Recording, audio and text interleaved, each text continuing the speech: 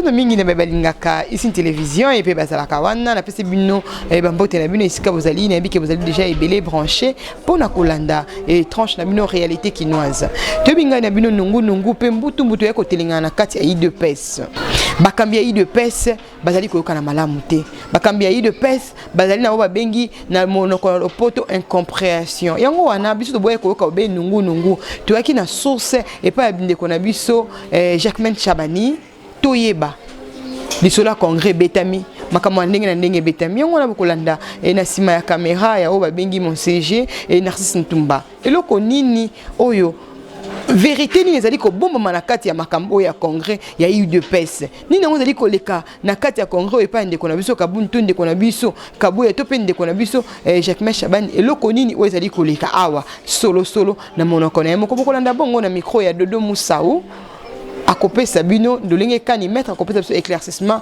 na likambo ya congrès ezali ko kende mbutu na Kinshasa bolanda secrétaire général ya UDPS oyo comme le tient de Mounouba qui vraiment n'a qu'à la confiance que l'on dit ça vraiment combat na ye toé awa poto banako fungola na ye liboke ya masolo na maima koleka ka vraiment na kati ya UDPS toka kimbela ete baki na ko bengani ye ba bengana kiye na UDPS to pe ba bengana kiye na CEP hein tokoyeba elongo na ye nde akofungola vraiment lisolo yango lolenge oyo boko comprendre nini oyo lekaki pe pona nini pe toyebaki na kolanda pe point de presse ya moko ya président ya C2P Moimboka Wakwenda ndenge alobaki kotalisa ebaki na kotalisa ba réalité kotalisa vraiment nini oyo ba texte ya statut ya UDPS ezako senga tope ezakoloba nde autour na yango tokoyeba na kosolola na ye Moi Mboka Mbote mama kimi ezali tozoko bakaka même si réalité ya mokili mobimba ezoko emporter biso tozali na kati ya état d'urgence ezalaki décrété par mokonzi ya mboka pour des raisons sanitaires donc confinement ezo senga biso kotambola mingi te ba distanciation sociale toko ko respecter yango ko pesa na mbote na kosimba muninga te donc toutes ces rigueurs là peut ko influencer na misala na biso na vie sociale mais tozali nzamba zo sunga biso. OK toye vraiment tobeta na masolo wana masolo ya inezoleka na kati ya IDPS toyebi ete ozalaki oyo tope ozali oyo n'est-ce pas oyebaki na kotambisa commission électorale présidentielle yondo kambaki maimatala qui vraiment ba élection surtout mingi ya oyo lelo aza élu mokonzi ya mboka oyo lelo aza vraiment vana ebonga pe azo konza Congo oyo moi Congo Félix Antoine Tshisekedi Chilombo nini oyo salemaki potomona ete ba éco-suspendre yo balobi ba bengani yo to ebite mission ici esilaki nango délai nango ezalaki na délai to pe ezalaki nini yebisa nini bai Congo bakolanda ko na ba o bakolanda ka pe na mokili mo bimba non mission esilité suspension pe ezali ezate mandat na biso ndenge pe ba statut na biso ezali koloba ezali mandat ya 5 ans mais c'est vrai que quelques collègues membres ya autozali na ba on a kati ya CEP beaucoup plus bas collègues qui empêché chacun pour des raisons où est à la qui est banda royal soutien na ba activité na biso ya CEP depuis même avant campagne électorale donc tout ça là qui n'a pas en campagne électorale na yebité pourquoi qui intention wana ya kosala ba réunion parallèle non conforme babunga kinzela baketi na kokutana na ba média mususu pona ko proclamer oyo ezalaki volonté na bango oyo malheureusement ebanda ko rencontrer ni statut na biso ya UDPS ni règlement intérieur ya UDPS et encore moins règlement intérieur ya CEP nakanisi que lelo basi va comprendre que babunga kinzela donc Zaka Kokamba. C'est que aux Zaka Kokamba ni commission commission électorale permanente IACEP. Permanente, ouais. Tozaki koutna ba travaux ya minene Rosala na groupe parlementaire na biso. Malheureusement confinement de Kangi biso donc ba activité ya réflexion. Tozo ko bana ko sala yango 2023 pesa kalamingité. Il faut tomber ma président de la République na candidature il y a deuxième mandat na ye. Tozo ko travailler na yango donc difficultés à mais siko ba o basi ba kotisa ki bango wana ba remplacer ki bino nde botie bango wapi boza pe kana bango ensemble comme double donc deux présidents des secrétaires des nani eza non ndenge nini yebisa biso parce que il faut ba imboka baye vraiment qu'est-ce que se passe ndenge lobi que non bozo ko bana kati ya musana bino mais siko ba oyo basi ba remplacer ki bino wana ndenge na lobi ba ndeko wana ça fait presque 2 ans. On a participé sous cette activité et accepté chacun pour la raison qu'il connaît. Donc na koki koyebi sa yote loni bango bazo sala parce que na ba activité na biso nento ndako sala na ndenge to sali campagne électorale to monaka bango te campagne oyo et memi biso na pouvoir oyo to zali na yango lelo. Mais la réalité est que parti na biso depuis un certain temps par la volonté aussi de d'autres collègues du parti, tozali na ba difficulté na biso. OK. Na kanisi bolandi bino nyoso débat oyo ezali un peu partout concernant le respect des statuts de l'UDPS, l'application de l'article 26 des statuts et la volonté de deux collègues surtout à vouloir faire usage. Il y a oyo bango babengi mandat spécial.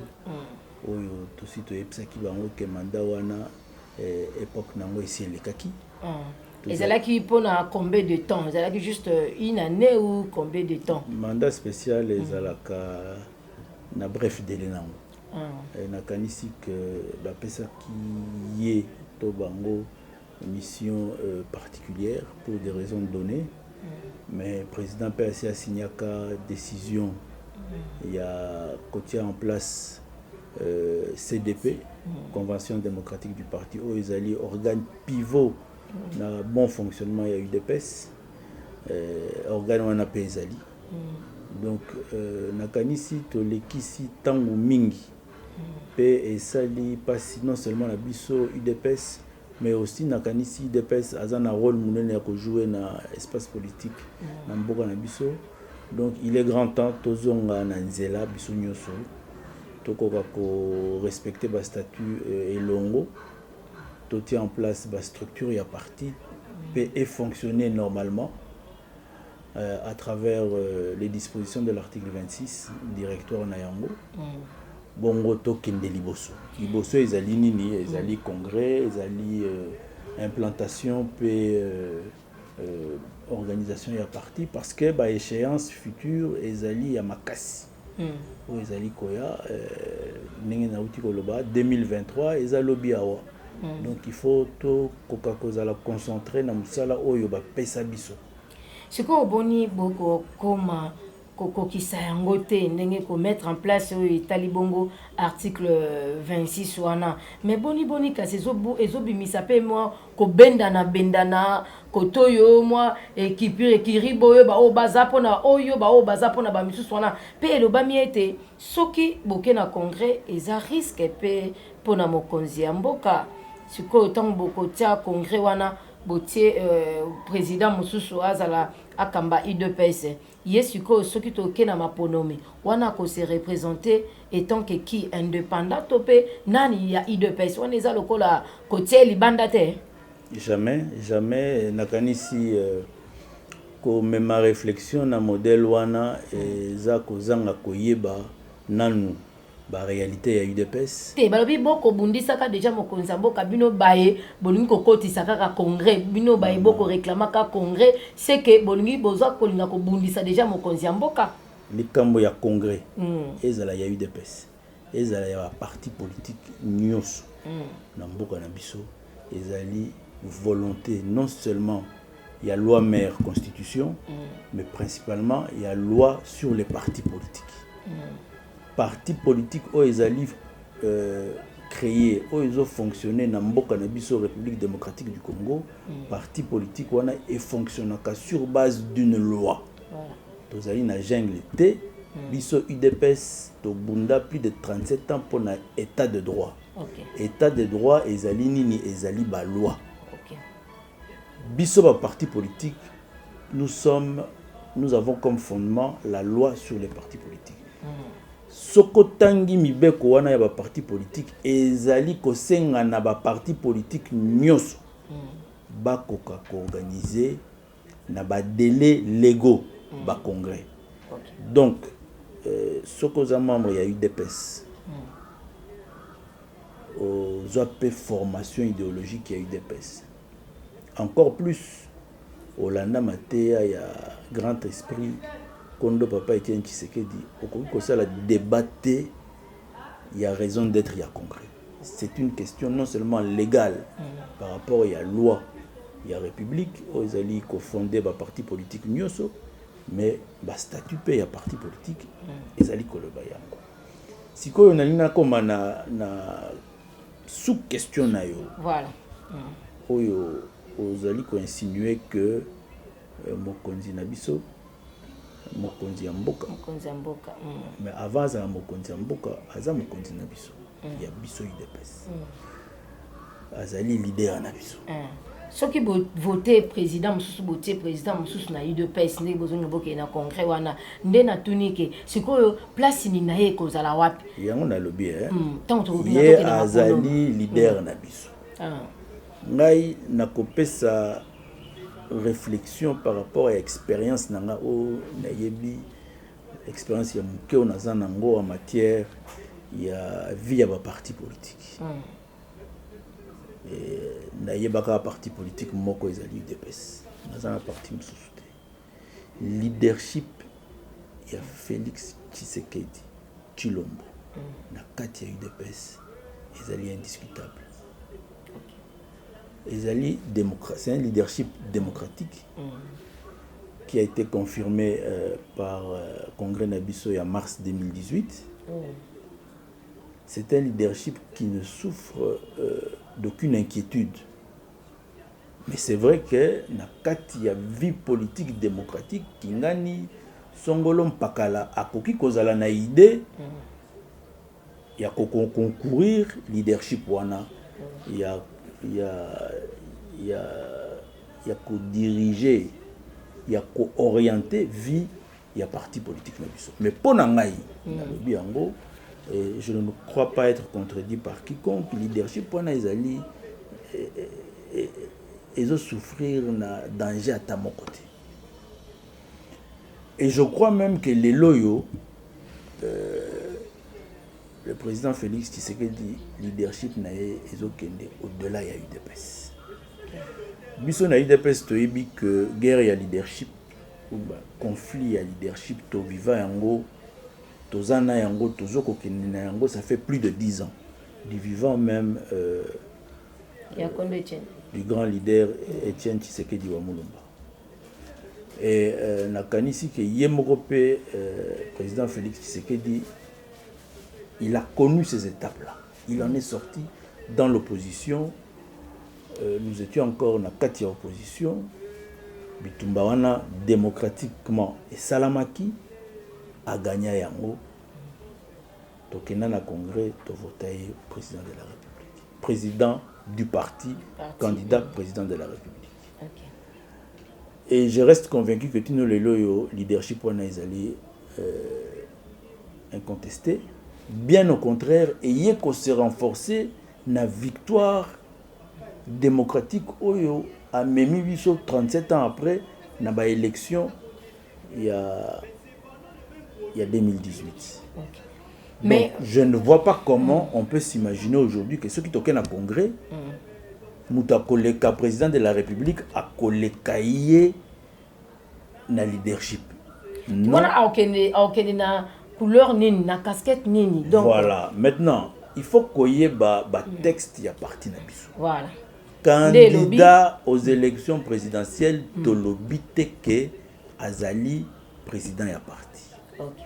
biso na UDPS, nous avons deux types de congrès. Nous avons un congrès ordinaire, un congrès extraordinaire. À la veille de chaque élection présidentielle, parti na biso, lokola na kanisi ba parti nyoso, nous sommes appelés à organiser un congrès extraordinaire. Na kati ya congrès wana, tokopona candidat à la candidature, il y a eu UDPS na élection présidentielle. Je ne vois pas comment à la veille il y a une élection en 2023, ceux qui toquent na congrès wana parce que toko na congrès wana. À Tatoza, na 4-5 candidats, nazali presque convaincu que candidature il y a Félix Tshisekedi Ndé la majorité il y a un vote au sein de l'UDPS.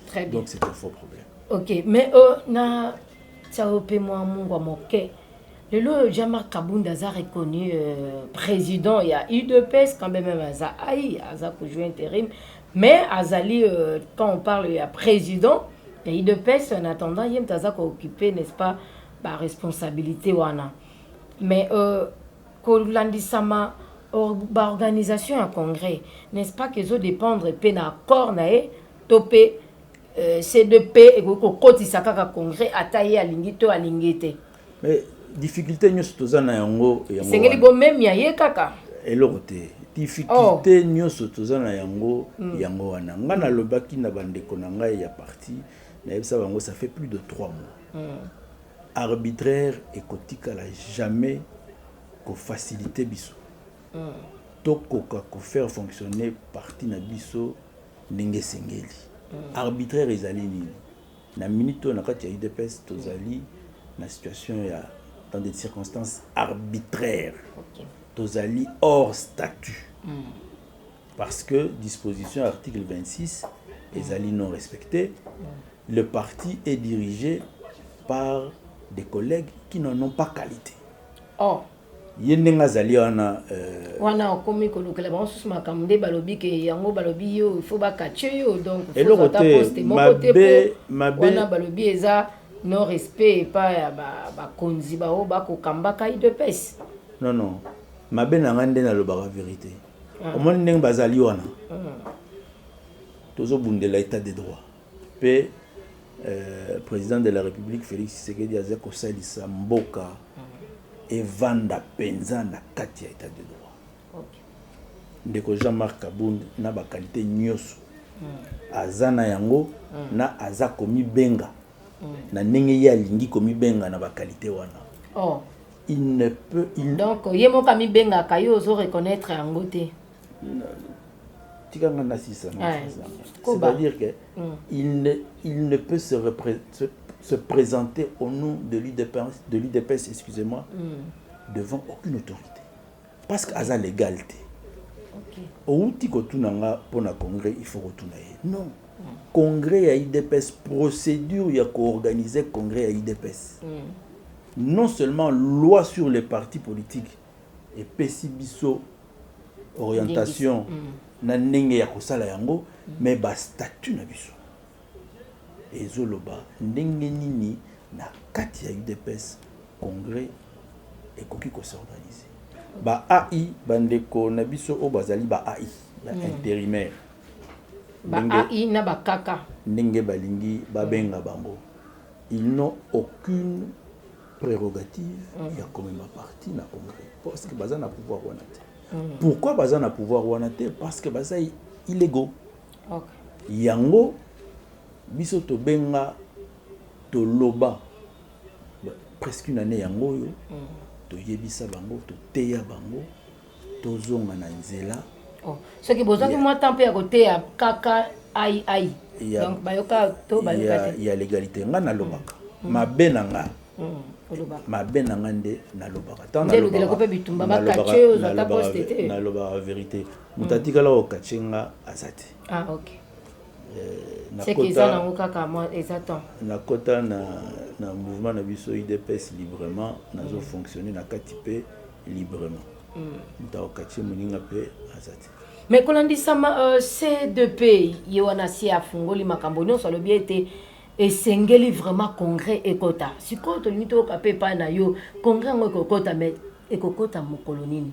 tozela yango peut-être na 2023 to pe après 2023 et kokota quand pe non, parti Azan a besoin soko koti na kati ya mouvement na biso UDPS solo limna baninga ezala na niveau national ezala na niveau ba fédération ezala na niveau ya ba structure de base cellule section okukuta ba difficulté nungu eleki ezala na Kisasa ezala na intérieur ezala ba difficulté due à dysfonctionnement fonctionnement ya parti eza normalité nyonso wana ekozala régler kaka na respect ba statut na organisation ba congrès ya mise en place ya ba structure légale donc congrès na biso ezali statutaire statut na article 26 ezoloba nango très bien que en cas d'intérim directoire il faut evanda à travers président et la convention démocratique secrétaire général et parti na président et la commission électorale permanente bangonde bakoka ko organiser congrès à parti oyo kobimisa leadership yasika. Ok, to komi koshite, to komi déjà presque na suka réalisation de Salangasine. Na kolinga o ya nolana no kolandi sama le ba menon si oyo moi moko pe ya bino ya IDPS Moi Congo Sylvain Mutombo azali lelo ministre délégué la défense pe azali bongo chargé à ancien combattant. Le bien était hier assis à sali parti politique na yo na kombo ya RDT sengelié aiba na ko longwa bongo na IDPS kazo sala sous parti donc ko engager les sous IDPS était mais biso to bien été jusque là RDT na nous a réclamé encore déclaré officiellement que parti politique était to éviter na pona bandeko ba konzi ya IDPS ba kaka na ai bazana raison to bazana raison ba iboka bolimbisa ton koto kolobaka kaka donc ezali Jean-Marc Kabunde na Augustin Kabuya Jean-Marc Kabunde ezali président ya IDPS AI Augustin Kabuya ezali secrétaire général IDPS AI donc ba on so ba ai na ba kaka donc to éviter bazana raison topé bazana tort ya koloba ete sengeli Sylvain Mutombo atika bongo IDPS atika la kaka na RDT. Bon, en tant que président de la commission électorale permanente ya parti ngai na yebi que Sylvain Mutombo azala candidat na biso na liste ya UDPS na yebi pe azali na toyebani na ça fait plus d'une dizaine d'années azali compagnon de lutte na biso na kati ya UDPS. Okay. Je crois que il faut toko se dépasser. RDT azali eloko et salama na kati na biso UDPS ezali pe eloko na biso ya UDPS. Okay. Na kanisi leader na biso Félix Tshisekedi ayebi koleka ngai na dossier wana. Donc ba élection système électoral na mboka na biso ezali eloko moko il faut koyeba kotia mayele na kati tango ba modifiaka système électoral na biso ba tiaka proportionnel ezalaka astuce à laquelle il fallait avoir de l'intelligence pour ko faire avec ezali système ezosenga ba grande formation politique ba grand leader politique et le rôle IDPS a koza la accompagner na ba liste belé lokola batunyo so basala donc ba RDT ezali eloko yo to salaki avant élection 2018 pour rencontrer élection. C'est vrai que pendant la campagne moi la difficulté et yaki pour soutenir la stratégie autozaki na yangote mais mutu o akoyebisa bino que RDT azali ya biso IDPST soit abungi soit analikamus. C'est que IDPS le bien était statut le bien était singulité que ça la plateforme topé IDPS selon statut nabino ils a accepté quand même ba plateforme de parce que le bien était oh non soit si à qui na plateforme et singeli atika bongo IDPS selon ba texte ya statut ezali likambo ya plateforme te ezali likambo ya plateforme te awa nazoloba likambo ya stratégie électorale. Très bien. Na liste na biso tokende toloba na liste na biso électorale ya 2018 même na ba élu na biso tozali na ba ndeko mosusu ba compagnons de lutte pe baza ya biso baza pe ya UDPS te ezana bato mosusu aza kutu président ya parti politique na ye. Donc est-ce qu'il faut tokota na biloko nyonso tu wana? Je ne crois pas. Batika Ndeko Sylvain Mutombo tranquille, c'est un grand combattant. Azosala musala ya makasi pona parti na biso UDPS Batika est tranquille. Débat koute za wanati. Très bien. Okay. Débat tozana yango, difficulté tozana yango, tocha parti na biso na mulongo ekoka kosala musala na yango. La difficulté tozo rencontrer pour parti ekoka ko fonctionner normalement ezali que bandeko mususu bazo koka ko respecter to ko faire respecter ba statut. Alors nous sommes en train de les encadrer, de discuter avec eux, de dialoguer avec eux, de leur faire comprendre les ABC de l'UDPS. En termes président Kondo Etienne Tshisekedi Andoroloba, le respect des textes et l'état de droit. Yekutu Alobaka na dictateur Mobutu, il avait résumé ça dans le retour à la légalité. Tout ça, la combat wana na papa Etienne Tshisekedi pendant plusieurs années, tant que dictateur Mobutu a Kanaka CNS. Ezali kakaba même exercice. Ok. Papa Etienne Tshisekedi Alobaka na dictateur Mobutu, le retour à la légalité. Biso tozoloba pe na kati ya UDPS, il faut tozonga na légalité. Retour à la légalité, c'est le respect des textes. Batike la biso makambu ya pensée unique, il y a homme fort, il y a pouvoir oyo evandi na mandat oyo ici et les cas. Tokoka ensemble qu'on se retrouver autour ya ba statut na biso, mettons en place le directoire selon la volonté des statuts. Tokende liboso toza biso nyoso bana ya papa moko mama moko oyo babengi UDPS. Ok, na banzi to sukisi na yo bongo parce que eza likambo ya ngonga ya koloba baimboka eza ebele toyebi ete Matuno mingi na bino bayebozaki wana ebele pona kolanda biso boti koyoka makambo nini Ndeko Shabani yeboka misi na monoko na ye tolobaka ke non ya solo maloba ya invité na biso yango wana yango nde ezali kotia Claude biso zaki obena mituna kasi yena zaki na biyano apesi biyano na mituna na bino botindelaki biso pe apeseli yango biyano. Merci mingi na maître Shabani Andimai ko yamba biso na bureau na ye ape kopesa biso ngona na merci de susu na babengi mon CG Narcisse Ntumba zaki na sima ya caméra et na todi pe bino bayeboselaki wana nazali kopesa bino toujours na tenaka compte ya ba remarque na bino et merci beaucoup na côté la ba commentaire na ba remarque na bino nazali ko tenir compte na ngoma na ko senga bino susu mo moke et tolérance ya moi moke pamba.